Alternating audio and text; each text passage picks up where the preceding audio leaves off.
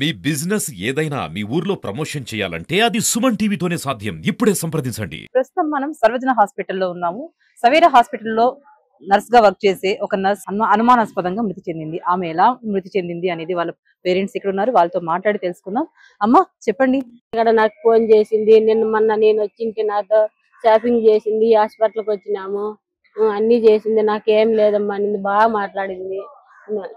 7 గంటల కాడ కూడా ఫోన్ చేసి మా నాయన నువ్వు ఎట్లున్నారు మా అని మాట్లాడింది. బాగానే ఉన్నాడు మా మీ నాయన అని చెప్పిన.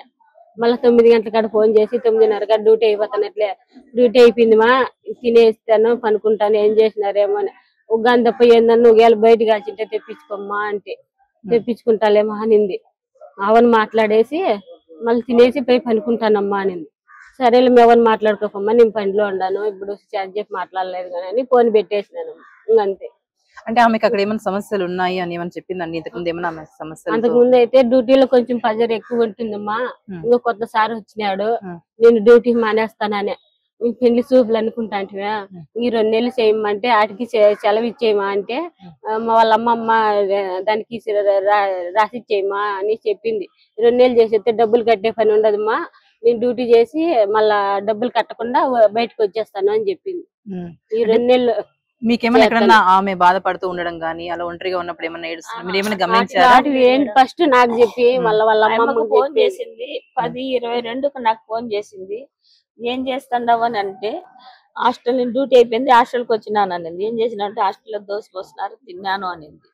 అంటే చాంచేపు భయం మాట్లాడద్దు పనుకో రెస్ట్ తీసుకో రేంత నైట్ డ్యూటీ చేసినావు అంటే సరేలే పనుకుంటాననింది. మళ్ళా 1:15కి మాకు హాస్పిటల్ నుంచి ఫోన్ వచ్చింది. ఏం మా ఫోన్ చేసిన అంటే రండి రండి అన్నారు. మళ్ళీ మా పేరెంట్స్ హాస్పిటల్ దగ్గరికి పోతే మా పేరెంట్స్ లోపలికి హలో చేయనీలేదంట, మీరు బయట ఉండండి బయట కూర్చోండి అన్నారు.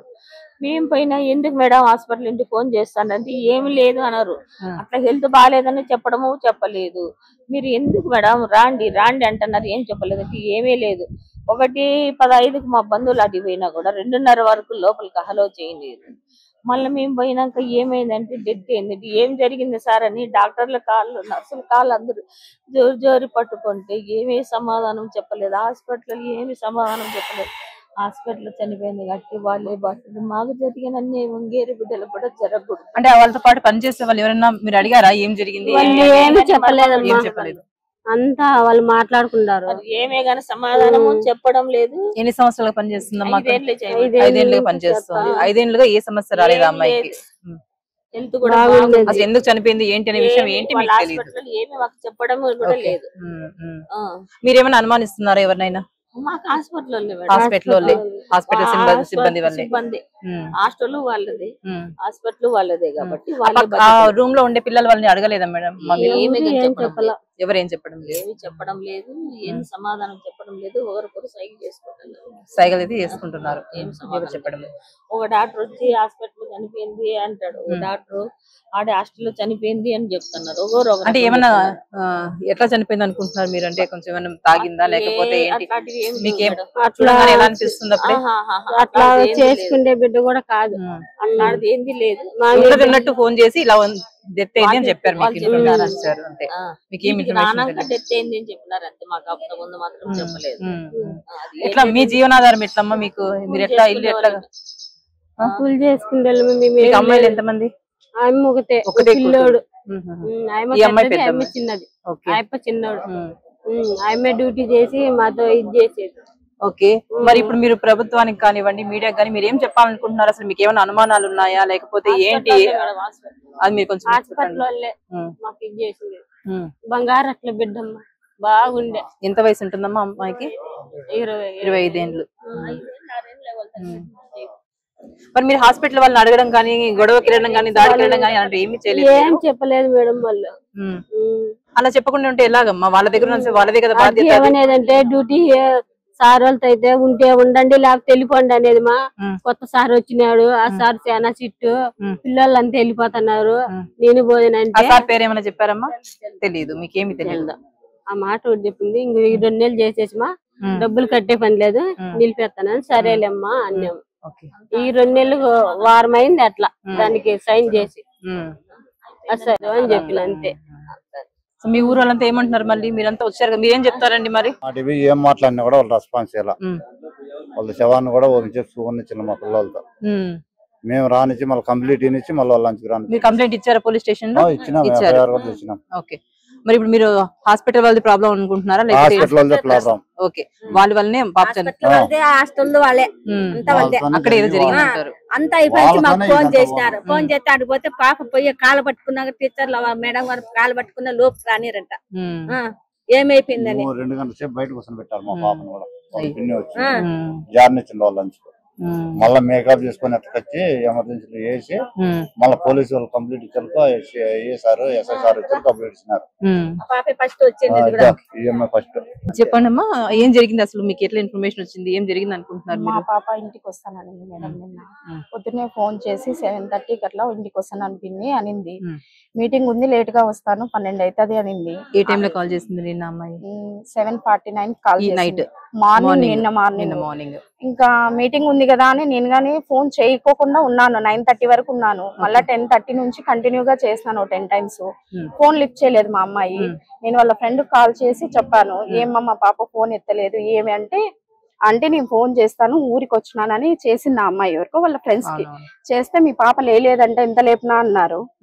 మరి నీళ్లు పోసి లేపినా లేదంట అన్నారు. ఇంకోసారి కాల్ చేసి అమ్మాయి చాలా సీరియస్ ఉందంట, మీరు వచ్చేయండి, వాళ్ళ పేరెంట్స్ కి ఏం చెప్పొద్దులేండి, ఇప్పుడు భయపడతారు, మీరు వచ్చేయండి, ఇక్కడ దగ్గర ఉన్నారు కదా, మేము పిన్ని వాళ్ళమైతాము. మేము పోయేపాటికి 15 నిమిషాలు అవుతుంది. అప్పటికి మాకేం చెప్పలేదు వాళ్ళు. ఒక అర్ధగంట కూర్చోబెట్టేసినారు. 1:30కి ఇది తెలిసిండేది కూడా. మేము పొద్దున్న నుంచి ఫోన్ చేస్తుంటే మేము ఫోన్ చేస్తే ఆ పాపను లేపినారు వాళ్ళు. 1:40కి పోయినాము, 2:30కి చెప్తున్నారు ఆ అమ్మాయి చనిపోయింది అనమాట. ఓకే, అంటే మీకు ఎట్లా అనుమానం వస్తుందమ్మా? అంటే ఇప్పుడు హ్యాంగ్ చేసుకుందా? అంటే ఇప్పుడు అమ్మాయి అక్కడే నిద్రలో చనిపోయింది అంటున్నారు, కానీ నోట్లకి పైప్ వేసినారు, వామిటింగ్ అయింది మా పిల్లకి. ఎందువల్ల చనిపోయింది ఏమనేది మాకు తెలియలేదు. ఏం తెలియదు. ఏమంటే మీ ఫ్యామిలీ ఇష్యూస్ ఏమన్నా ఉన్నాయా? పేరెంట్స్ కి ఇన్ఫార్మ్ కూడా వాళ్ళు చేయలేదు. నేను వచ్చి వాళ్ళ అమ్మ నెంబర్ నేను చేస్తే మీరు ఇన్ఫార్మ్ చేయండి అన్నారు. మరి నేను నెంబర్ ఇస్తే ఇన్ఫార్మ్ చేస్తున్నారు, కానీ వాళ్ళైతే వాళ్ళు ఇన్ఫార్మ్ చేయలేదు. నాకు కూడా వాళ్ళ ఫ్రెండ్ నేను చేస్తేనే అమ్మాయి నాకు చెప్పింది, లేదంటే అమ్మాయిని పట్టించుకునే వాళ్ళు కాదు, వీళ్ళు లేపే వాళ్ళు కూడా కాదు. ఎంత జరిగినా ఇంతే వదిలేస్తారు హాస్పిటల్లో. ఇంతే మేడం, హాస్పిటలే అంతది. కనీసం మా అమ్మాయిని పట్టించుకోలే కదా మేడం వాళ్ళు. ఎట్లా మేడం ఇట్లా అయితే? వాళ్ళ ఆడపిల్లలు ఉంటే ఇట్లే చేస్తారా? వాళ్ళ ఇంట్లో కూడా ఆడపిల్లలు ఉంటారు కదా, ఇట్లే చేస్తారా? ఇన్ఛార్జీలు అడుగుతున్నారు మేడం, చెప్పండి అంటే ఒక్కరు చెప్పడం లేదు నాకు. మీరు కాల్ చేశారు కదా వాళ్ళ ఫ్రెండ్ కి, అమ్మాయిని అడిగారా ఏమన్నా? మీ దగ్గర డిస్కస్ చేసిందా?